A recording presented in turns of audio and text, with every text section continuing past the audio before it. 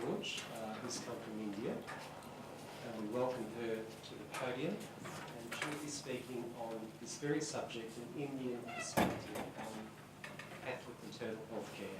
Thank you very much and welcome. Would you like? Yeah, thank you.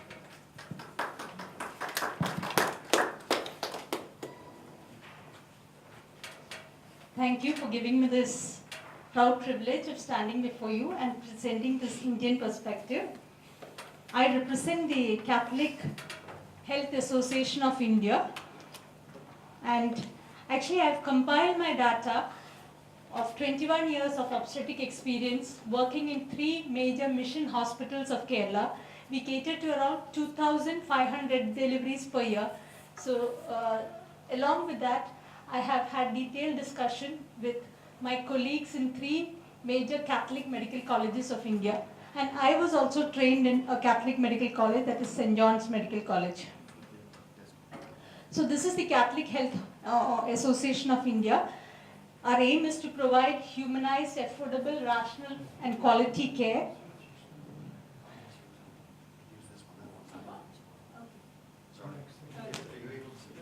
Okay, I'll sit here. Okay, so under the Catholic Health Association, we have around more than 2,000 primary care centers, as also 600 secondary and tertiary care centers.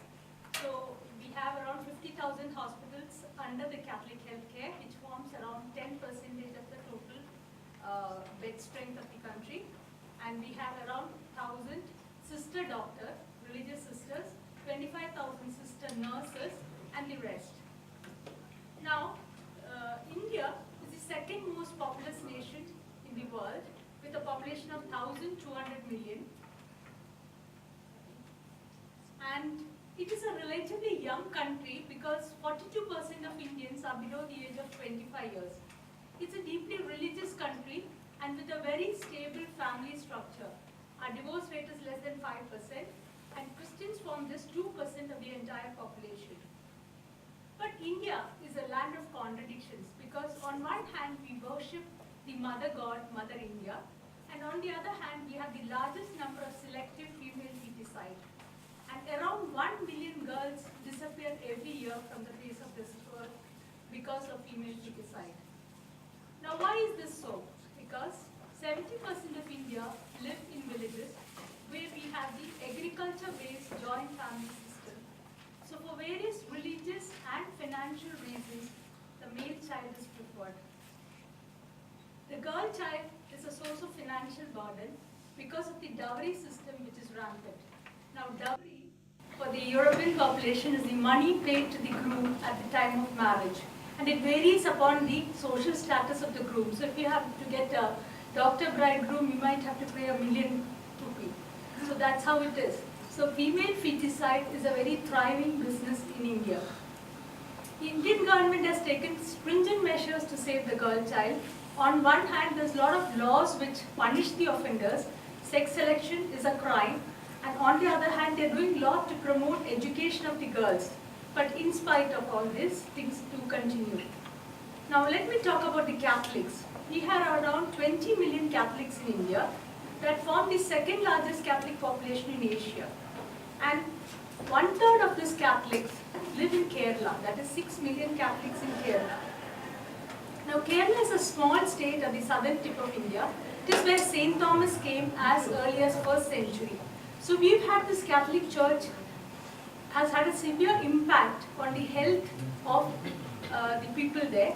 And in fact, we are very proud to say that the health indicators like infant mortality and maternal mortality of the state of Kerala is at par with that of developed nations. You can see it is around 12 and the maternal mortality is around 50, whereas the rest of India is 3 times more. So that is the impact the Catholic Church has had on the health in Kerala. Now when we talk about the Kerala state, it is important to realize that why the health indicators are so good. It is because we have around 90% female literacy. All deliveries are conducted in the hospitals in Kerala, and very important thing is that 60 to 70% of professional college students, that is the medical students and the engineering students, are women. So in the society, we have a lot of doctors, engineers, even lady pilots. So talking about the gynecologists in India, we have around 26,000 practicing gynecologists, of which we have around 400 lay Catholics and 200 religious sisters. There are 5 Catholic medical colleges. And let me talk a few things about motherhood in Kerala. One generation back, motherhood was not a choice. Most of the women were homemakers, totally dependent financially on their husbands, with no right to family property. And in the traditional joint family system, her importance came only when the son got married and she became a mother-in-law. So today's young Catholic women have witnessed their mother's plight as second-class citizens in their own homes. And they have realized that the key to change is education and financial independence. So they have faced with a tripod of responsibilities. First, you have to excel in your own career, then you have your financial independence, and then comes marriage and motherhood. So what are the challenges they face prior to motherhood? See, this is data collected from the pre-marriage counseling center. All Catholic couples have to go through a 3-day program called the pre-marriage counseling before they get married. It's compulsory. I'm a faculty there, and this is data from that center. We find that there is a major disparity in the educational qualification of the marriageable boys and girls. That is, around 30 to 40% of boys reach graduation or above, whereas the girls, it's double the number. Around 60 to 80% are graduates or above. So in a developing country like India, both husband and wife have to work to make ends meet. And we follow the arranged marriage system. And as I mentioned earlier, 60 to 70% of medical and engineering graduates are women.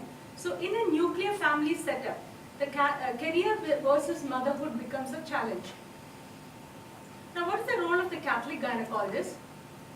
The first pregnancy is definitely a happy news. So we are like Angel Gabriel announcing the happy news to the young couple. And through the pregnancy blues, it is the supportive role of the gynecologist which takes them through. Also sensitizing the husband about the needs of the pregnant woman. And delivery is definitely a very happy moment. They say God could not be present physically, so he sent his representative in the form of an obstetrician to welcome the baby. And at least 10,000 babies must have been delivered through my hands. And in the nuclear family, after delivery, the young mother is under a lot of stress because it is a nuclear family. There's nobody else to take care of the baby. And it's worse if she's a working woman. And again, it is the practical tips from the gynecologist which can help the young couple to cope better. After delivery comes the big challenge, because a lot of women in our area conceived in the lactational period, and she's already stretched because of her double role at home and work. And in India, we have working hours something like 9 hours per day. And we also have very high cesarean rates, so the short inter-pregnancy interval definitely affects the health of the mother.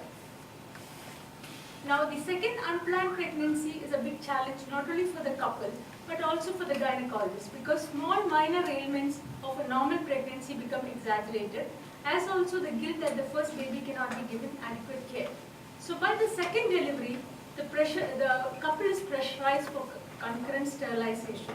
So among Catholics in India, around 60% of couples are sterilized by the time they are 30 years. Now, what is the way forward? Definitely, I think just to strengthen family relationships by a wellness family workshop at parish levels, so that the stress and strain of this modern nuclear family can be taken care of. Also, wellness centers for the marriages where you have trained marriage counselors is considered very bad, unlike the Western world. But I think that has to be done in the next few years so that the marriage relationship is strengthened. Also, another important thing I feel is that young medical graduates are not inspired to take up obstetrics because it's a 24-hour job with high litigation rates. So effective networking among Catholic obstetricians to encourage new vocation. Thank you. And this is, I've contacted so many people and talked to so many people to gather all this information. Thank you for this presentation.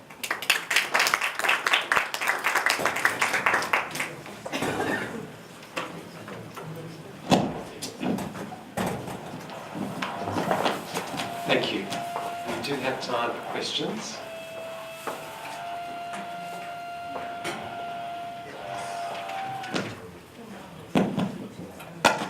Ask you, Smithy, what do you see as being the main problems facing Catholic obstetricians and gynecologists? Check 1, 2. Fortunately, that's faulty. This one's fine.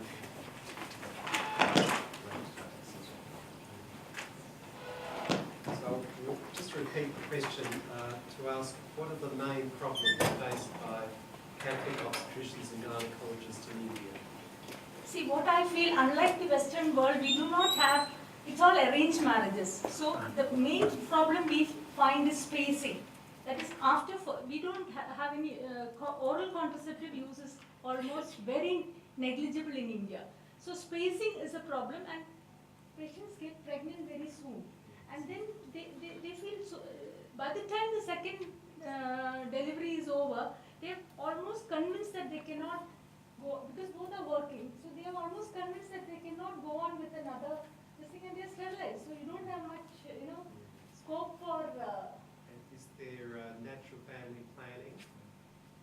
Natural family planning, I don't know. I mean, I was quite surprised when I heard of so much of natural family planning. I don't think it is popular at all in Kerala.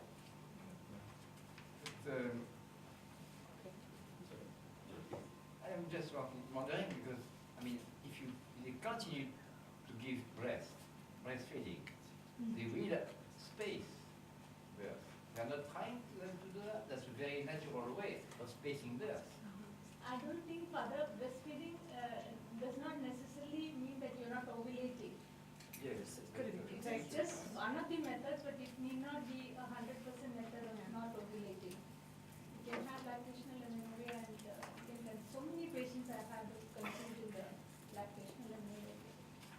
So, sorry, two questions. Dr. My question is about the mean time of exclusively breastfeeding. My question is similar to others. Maybe 3 months to 6 months. It is followed. We have a baby-friendly system. We have it's called a baby-friendly initiative, where they breastfeed for 6 months exclusively. But in spite of that, we have found that first of all, you should realize that in our system, women marry very early. By the time they're 23, 24, they are married. So I think that's the time when they have their peak fertility. So, after one delivery, you conceive very fast. That's another issue. So by the time they are 30, everything is over. That's how it is. And also, this is strange information that over 60% of Catholic couples are sterilized. Yeah. It is against law.